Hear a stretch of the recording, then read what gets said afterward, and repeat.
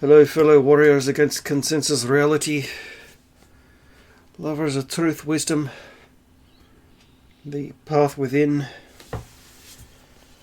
Yeah, I was in the mood for another video today. It was quite Sunday morning, and I'm not getting ready for work, which is still weird, even though it's been redundant since last year, December 2020. Still weird, considering I've done it for so many years. But I will say it's nice having the place to myself. I can't tell you what a healing balm living alone is. Yeah,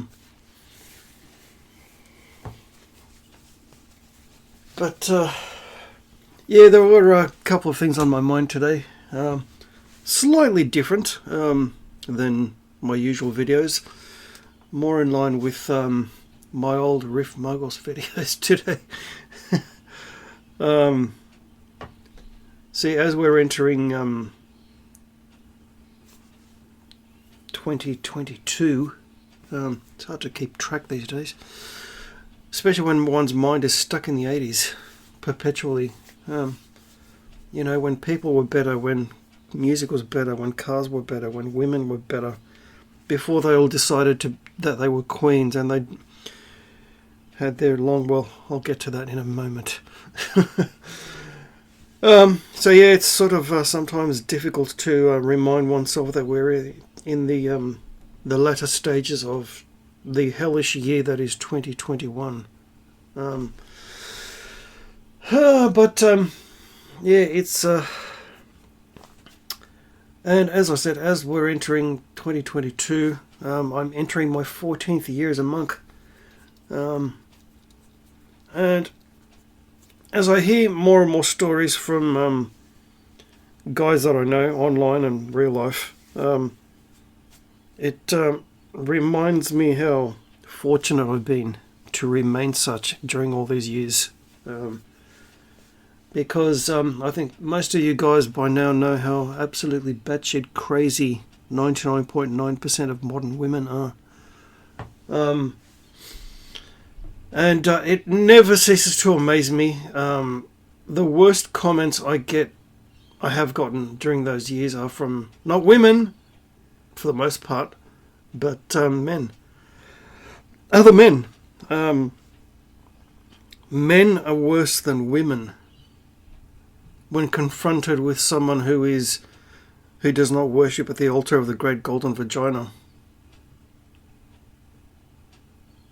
It's amazing. It's incredible. But it is what it is. People are always threatened by those who do not need validation or approval from anyone else. And so they always drive us out of any kind of public interaction, whether it be real life or online. And you know what? That's fine, because for the most part, I prefer my own company anyway. I have a much better conversation that way. At least there's never an argument over music. Yeah, I still find it puzzling when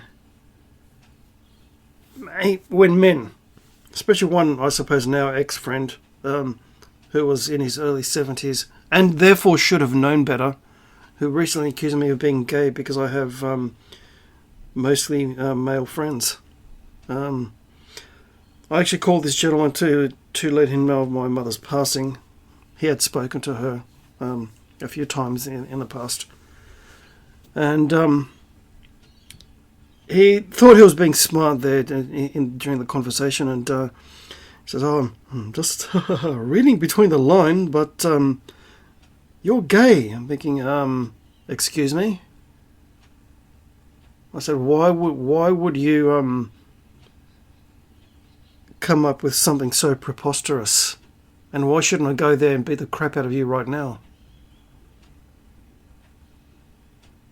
And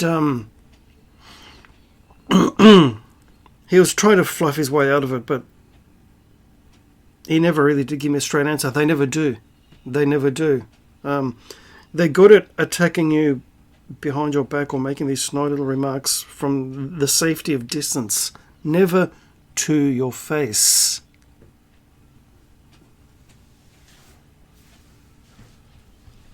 Especially when you're almost 6'2", around 230 kilos of not fat, and then I sort of gave this gentleman a little educational lesson. I've only got one female friend. That has been the case for a number of years now. She's well into her, I'd say, mid-60s by now. So she's an early 1970s rock chick. I get along well with both her and her husband, who shares a mutual love of guitars with me. So, but yes, I did try having female friends once. It didn't work out too well, especially when they were... Especially this one particular friend. She liked to entice any and every straight male to flirt with her, and then hide behind her "oh, I'm so scared and unsure" corner when a guy decided to collect on the offer. or even worse, when you became her unofficial counsellor. I'm thinking, okay, so where's my $100 an hour?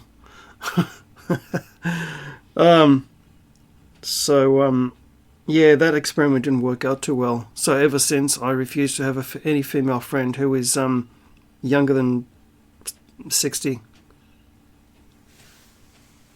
And I've been much happier since, because for the most part, friends or otherwise, most women these days are not worth our attention. Because we live in a world, gentlemen, where women have decided that they're queens. They've come up with an impossibly long list of requirements in a man, but they can look any way they want. I'm thinking, okay, so what do you bring to the table exactly? Other than your stretched out mucousy hole. Yes, wonderful women exist. They're very, very few and far between. And almost all of them that do exist have been happily in relationships for many, many years with the same guy and faithful to him and not playing any games and all that sort of stuff. Yes, I have met a couple. They are rare. They do exist.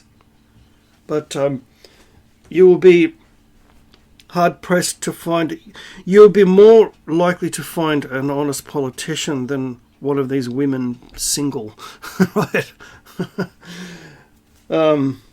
And during my customer service journey of 17 years, you can imagine the vast variety of people that I've come into contact with over the years. I'm glad it ended, because people are impossible assholes today. Mouthy, entitled cunts for whom I have little to no time for. But I did come across I got along well the most with the little old ladies in their late 70s and 80s. They were the best. They were my favourite group of customers. More than a couple of them said over the years, "Darling, stay single." They knew the story of my ex and all the rest of it, and they said, unless you can find a girl that you require, stay single. But the problem today is when you have somewhere along the line, these women have convinced themselves and have been told that they're queens, and they you go on any dating site, I know because I've had friends who have shared their horror stories. You have even the most hideous land whales with an impossibly long list of what they require in a man, and then they wonder, oh, where have all the good men gone? Well, most of us do not fit your impossible long shopping list, and neither would we want to. I'm sorry, but if I was making six figures, First thing I would do is talk to Mr. Patrick Maguire Real Estate in Dublin. Okay, I wouldn't be living in this shithole called Australia, that's for fucking sure. That nice little 1820s manor house in rural Ireland with however many hectares of land and no neighbours for as far as I can see. Yeah, that's where my money would be going if I had that kind of money. Not to pay for the services of a mucousy hole. That's for damn sure. But it is what it is. And so because more and more men are waking up to this game and realising, you know what, I've had enough of this shit. Now more and more of these entitled, mouthy gobshites are realising, oh crap, where are all the good men? Well, first of all, you've friend-zoned them. You've turned them into your unofficial gay friend, right? Which is quite pathetic, because people are people, and you accept a person for who they are, not whether they cross off all the items on your impossible shopping list. That goes for men and women. Because we are much more than our meat bags. However, somewhere along the line, people, women, especially in this example, have been convinced that the meat bag is all important. So, fuck what a person's character is like, right? Fuck what this person is like to other people, or how compassionate or kind or etc. they are. As long as he's over 6 feet, has 6-figure income, and an impossibly expensive car, and able to pay for every single one of her expensive meals and fancy girly drinks, then maybe he'll have access to her already overused mucousy hole. Now, can you imagine if men had the same kind of criteria? She must be a virgin. Well, there goes 95% of the modern female population. I mean, these gobshites are even being sexually active from the ages of 12 and 13. How horrifying is that? I mean, fucking hell. At 12 or 13, I was more concerned about whether I was going to let my school friends borrow my Nintendo Game & Watch. Right? I was more worried about what I was going to watch when I got home from school on TV. But yeah, that's a world we're living in. Everything is over-sexualized. Everything is all about validation. And for a man, it's whether you have a car and a 6-figure income, and whether you have a certain type of female on your arm beside you, and somehow these things might bring you worth. Oh, I'm sorry, but I always thought that was the contents of a person's personality and character. But I digress. So, for these 13 years that I've been a monk, where one of these customers were the kind of woman that all the guys would be simping over because, oh, she's so gorgeous and la la la la la la la. And I'm thinking, okay, I've seen a million of you before. And next, while she played the floating game, and then in the next discourse, I find out that she has a partner. So here she's monkey branching to someone else already. And of course, me being me, I obviously presented the well-spoken, different kind of, okay, kind of option.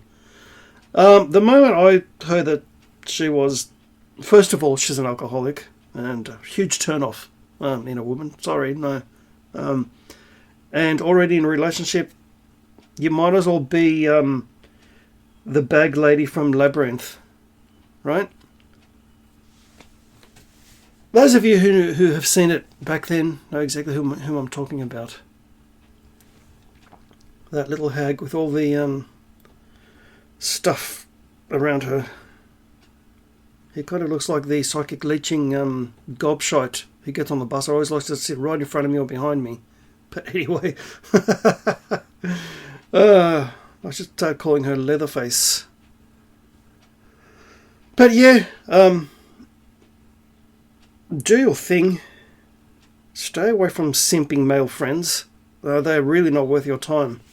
And for fuck's sake, stay away from life coaches, will you? For fuck's sake. They're even worse than a feminist. Seriously.